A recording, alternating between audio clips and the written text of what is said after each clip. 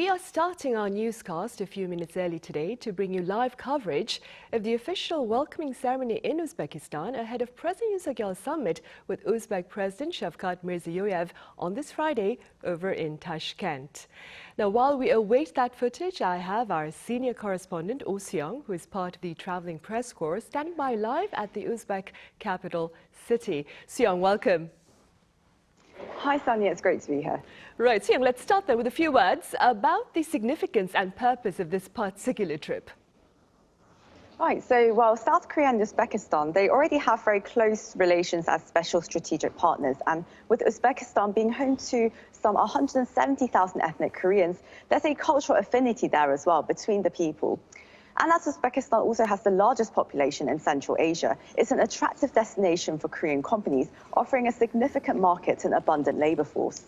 In particular, President Yoon is going to seek to establish cooperation on energy infrastructure and core mineral supply chains, which are critical for South Korea's high-tech industries. Uzbekistan's mineral resources include petroleum, natural gas, uranium, copper, zinc, and lead. And during his trip, President Yoon will also aim to support Korean companies in securing energy and infrastructure projects and also make inroads into other key industries as well. So far, Korea-Uzbekistan relations have made remarkable progress centered on the energy and infrastructure fields. And today, cooperation is expanding to more diverse fields such as supply chains, healthcare, climate change, education and public administration. Marking 5 years of their special strategic partnership forged in 2019, President Yoon says he hopes to make the bilateral relationship more mutually beneficial and also more focused on future-oriented areas, with collaborations between young Koreans and Uzbek innovators especially, as well as seeing greater cooperation in cutting-edge fields such as AI semiconductors. Right. Now, Seong, I believe President Yoon landed in Tashkent yesterday. That was Thursday. Do tell us a bit about his agenda yesterday and his broader plans for today. Sure. So upon arrival in Tashkent, the President and First Lady Kim visited the Independence Monument located in the heart of the capital in what's called the Square of Martyrs, built to commemorate victims of Tsarist and Soviet colonialism during the 20th century. President Yoon then held a discussion with young innovators from South Korea and Uzbekistan at a startup center that was established with support from the South Korean government. Then Yoon and First Lady Kim, they attended a dinner with Korean nationals. Now, as you said, the official schedule is going to begin on Friday morning with the welcoming ceremony. And that's going to be followed, of course, by a summit with the Uzbek president. The two leaders are then going to hold a MOU signing ceremony after their summit talks, as well as a joint press conference to outline the results of their bilateral talks. Now, following all of this, President Yoon is going to deliver a keynote speech at a Korea-Uzbekistan business forum, where he will be, of course, backing South Korean companies' entry into the local market here. The official schedule today is going to conclude with a state banquet hosted by the Uzbek president and his wife. And on the final day of the visit on Saturday, the President and First Lady Kim will visit the historic city of Samarkand, a UNESCO World Heritage Site, before returning to Korea that very afternoon. I see. All right, Seong, thank you for the latest as of now, and do keep us posted. Right, we are still waiting for live feed of the opening ceremony to welcome President Yoon ahead of his summit with Uzbek President Shavkat Mirziyoyev on this Friday in Tashkent. Up next, I have our top office correspondent Kim Do-yeon with some background details about this upcoming event. Do-yeon, welcome. Good to be here. Right, so while we wait, Do-yeon, do walk us through the formalities of the planned ceremony today. Well, it's nothing new for us to watch one of these opening or welcoming ceremonies at the top offices around the world. Now, for Uzbekistan, it's going to be at Kuksaroy Presidential Palace, which in English means Blue Palace. From what we saw 5 years ago, because former President Moon Jae-in also was there for a state visit, we saw military review, the two nations' national anthem, and there was a march by the honor guards. They're very disciplined and not a sight that you can see often, I would say. They will also be introduced to the delegations that's going to be at the summit. So each president will go and greet the other delegations. One thing that we are told so far is that First Lady Kim won't be there. So usually she attends one of these, but we might not be able to see her this time around. Yeah. Right, I see. To Uzbekistan, it's the third and final leg of President Yoon's Central Asia tour. Could you tell us a bit more about the country itself? Right, so as we know, the capital is Tashkent. The primary language will be Uzbekistan and Russian. The population is around 36 million, so a little less than South Korea, but that's the largest population among the Central Asian countries, so that's something to note, and it's 90% Islamic population. Of course, as Soo-young mentioned, it's rich in natural resources, something that South Korea has been trying to gain even more cooperation with. Right. Doan, it's been over 30 years, I believe, since South Korea and Uzbekistan established diplomatic relations. Let's talk a bit about the history of bilateral ties and its perhaps advancements over the past recent years. Right. So the first diplomatic establishment was in 1992. That's a year after the fall of USSR. So that was a very quick move by South Korean diplomacy to establish a diplomatic channel. Now, exchange of state visits by two countries has been quite often, and you don't see a state visit from a current president when the predecessor was there for a state visit, right? So the bilateral relations overall has been solid and a lot of cooperation. And to point some of the numbers out, the trade volume between the two countries was it's around 2.5 billion US dollars in 2023. Special strategic partnership was forged in 2019, as Soo-young mentioned. And we have to keep in mind that only 4 countries in the world South Korea has special strategic partnership with, and that's India, Indonesia, and UAE. So all countries with a lot of potential for cooperation. So that's something to also note. And South Korea has also a lot of foreign workers from Uzbekistan, and the numbers are nearly 10,000 currently, and it's been going on for a very long time. So we can see that the two have been cooperating for quite a while now. Right, and they're hoping to further boost that partnership through this latest summit talk between the two leaders. So in Uzbekistan, it's also home to a remarkable number of ethnic Koreans, better known as Korea-사람. What more can you share about them? Right. And throughout President Yoon's trip to Central Asia, we've been mentioning about the Korea-사람. It's very important historically for South Korea to note this. There are ethnic Koreans who lived in the former Soviet Union and their descendants that were forced to move to Central Asia. There are around 500,000 Korea-사람 worldwide, approximately 300,000 residing just in Central Asia. Uzbekistan has the most, with 170,000. And among the countries that gained independence after the fall of USSR. We share a lot in common, culturally, of course, and a lot of them tend to keep the Korean naming structure, so we have, yeah. Right, indeed. Now, prior to President Yoon's departure for Central Asia, Doyan, the presidential office here shared plans for the KSilkRoad initiative. What does this initiative include? That's right. So it's a comprehensive diplomatic strategy towards Central Asia, and we've seen the Yoon administration do this for 2 different regions before. But in terms of KSilkRoad, of course, the name coming from the Silk Road, the role that Central Asia played historically, and its role right now is very important yet again because of the global uncertainties with the war in Ukraine. So what they describe this as is a comprehensive diplomatic strategy towards Central Asia. Resources the acronym is done with ROAD, so it's ROAD. They summarize it nicely for us, and R stands for resources cooperation, O stands for ODA, so the money or the support that we give to these developing nations, and a company to grow together, especially with Korea-사람, because there's a lot of ethnic Koreans in Central Asia, and D for drive. During President Yoon's visit to Kazakhstan, Kazakh President Tokayev welcomed this strategy, so it's looking bright. Right, it really is. Well received. Right. Now, for those of you that is joining us as we speak, we are bringing you live coverage of President Yoon Suk-yeol's visit to Uzbekistan. Now, there is a welcoming ceremony today ahead of his summit with Uzbek President Shavkat Mirziyoyev.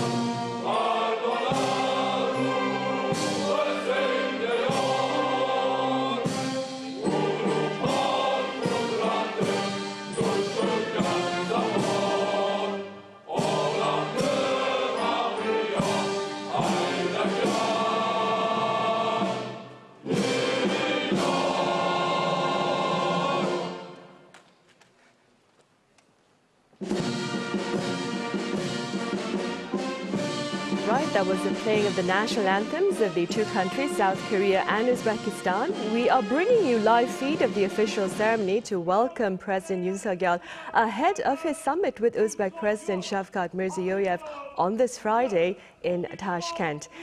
Now, here in the studio, as we bring you this live coverage, I have our top office correspondent Kim Do-yeon to share a few words about the significance of this latest state visit by President Yoon to Uzbekistan.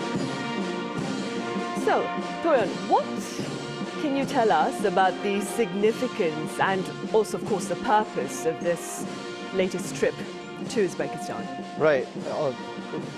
Countries in Central Asia are rich in natural resources, and South Korea wants to expand its cooperation for some of the materials that the nation needs to export the produced goods.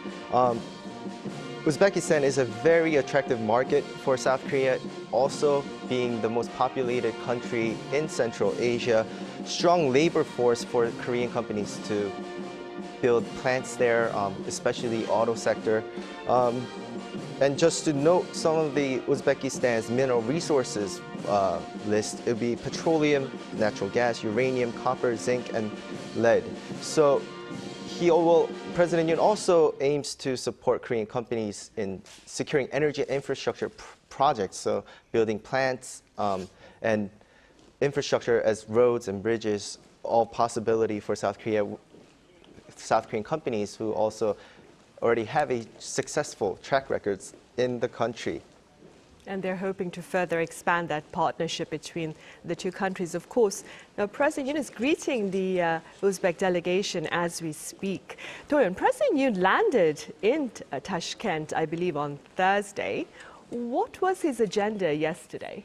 So upon arrival, first President Yoon and First Lady Kim Gun-hee visited the Independence Monument located in the heart of the capital, what's called the Square of Martyrs, built to commemorate victims of Tsarist and Soviet colonialism during the 20th century. Now, President Yoon then held a discussion with young innovators from South Korea and Uzbekistan at a startup center that was established with support from the Korean government.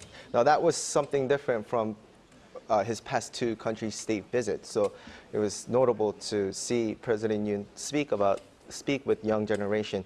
Then the first couple attended a dinner with Korean nationals, so overseas Koreans and some people in Uzbekistan that have emigrated from South Korea.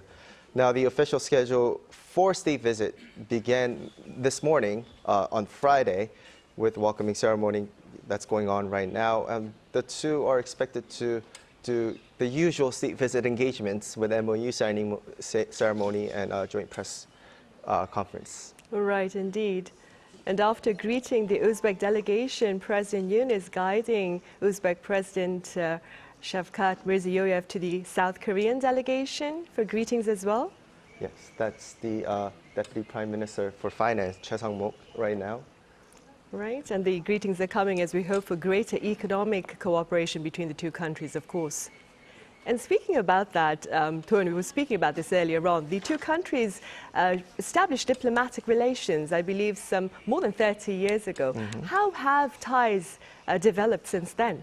That's right, we can't stress this enough, but the two countries are now special strategic partnership, which was forged back in 2019.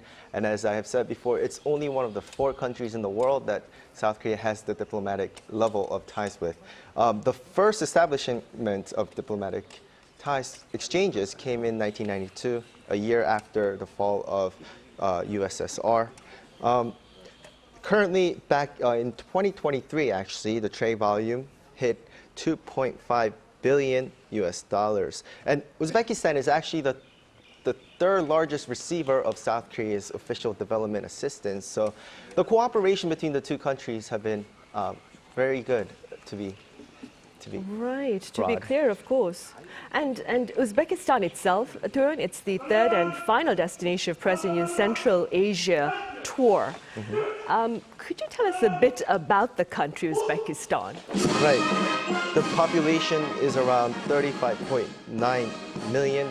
That's about 15 million less than South Korea. But as I said, it's the largest population in Central Asia. 90% of that population is to be Islamic in terms of religion. And the country has also the most Korea-사람, as mentioned, among the Central Asian countries. So right. Ethnically, South Korea has close ties and historically, of course, share very similar. Right, you were saying 170,000 ethnic right. Koreans living in Uzbekistan.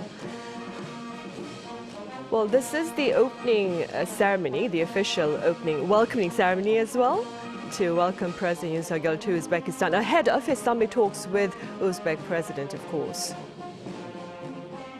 Toyon, what's on the agenda, very briefly speaking, for today's summit talks between the two leaders? The two leaders will go in for a summit now. I believe there will be a photo shoot before the summit, and there will be a summit, and they will sign MOUs, as he does with many countries that he visits, and joint press conference to outline the results of the summit. So what's discussed between the two, we'll know by then in a couple hours. Right, I see. Well, do keep us posted then. Right, Toyon, thank you for the insights. And that was the opening ceremony to mark President Yoon Suk-yeol's visit to Uzbekistan ahead of his summit with Uzbek President Shavkat Mirziyoyev.